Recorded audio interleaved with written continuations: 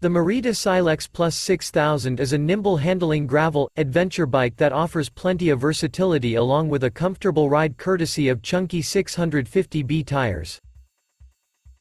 If you don't keep this info filed away in your head, 700C wheels have a diameter of 622 mm while 650B wheels measure 584 mm across and, as Merida says, the smaller wheels allow the fitting of larger tires into the same frame and fork.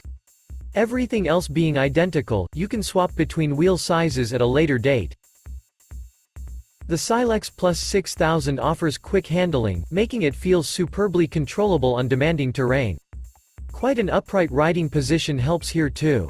Rather than going into technical sections head first, you feel like you're sitting high, easily able to survey everything ahead of you and react accordingly. You get the usual mounts for bottle cages on the seat tube and the down tube, plus 2 more eyelets on the underside of the down tube, just in front of the bottom bracket. There are mudguard, rack mounts on both the frame and the Merida Silex CF2 carbon fiber fork. The Silex Plus 6000 features a 1X drivetrain, a single chainring paired up with a wide-ranging cassette, doing away with the need for a front derailleur. It's a SRAM Force 1 system, Force sitting below only red in the hierarchy, above Rival and Apex. You get a 38-tooth chainring and an 11 to 42-tooth cassette, giving you a smallest gear of 23.88 inches and a largest gear of 91.55 inches.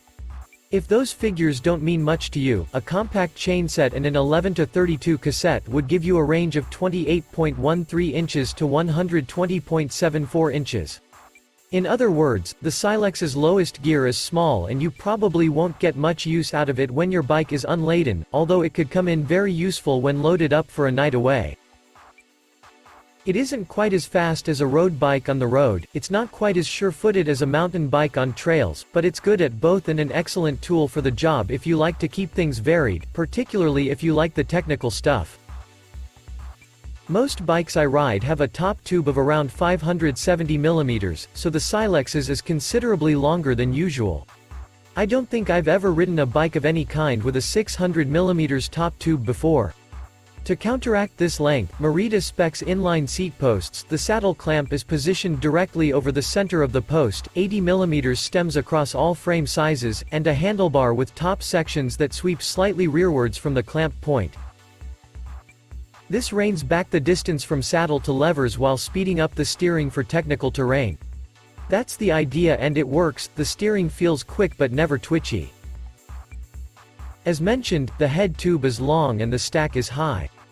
Merida says it has done this so you don't need to run a big pile of headset spacers underneath your stem, which doesn't look good and adds flex. The downside is that anyone who wants a low and racy front end is out of luck. I got on very well with that Merida handlebar. Incidentally, the drop's flaring outwards by 12 degrees so that the ends measure a generous 50 centimeters from center to center. You'll really welcome the extra control that this width affords when taking on the rough stuff. One other aspect of the geometry that's worth mentioning is that the 650B wheels, even with chunky tires fitted, drop the whole bike closer to the ground than 700C wheels. Your center of gravity is a little lower and there's less clearance. I didn't have any issues with grounding pedals while cornering, but it is something you might notice on uneven trails.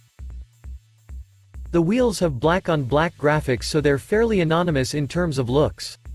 A quick check over reveals that they're still perfectly round and true after 6 weeks of mainly gravel and trail use. You could go for tires up to 50 mm wide if you wanted, as long as you stick with the 650B wheels. Of course, the maximum would be less if you switched to larger diameter 700C wheels. You're looking at 42 mm at most.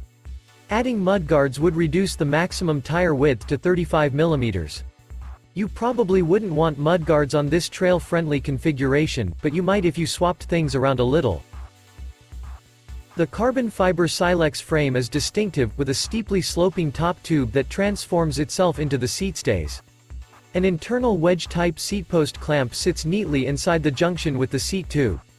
The frame takes a 30.9 mm diameter seat post, the idea being that you can easily swap to a dropper post if you like. A dropper post would suit the character of the Silex Plus 6000 well.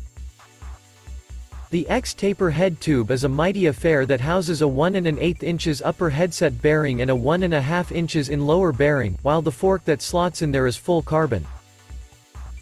The bottom bracket is BB 386, the SRAM Force 1 chainset fitted in there coming with a 24 mm axle. The cables run internally via a neat port at the top of the down tube, and they don't rattle, not even over the rough stuff. Both the frame and fork take 12 mm through axles.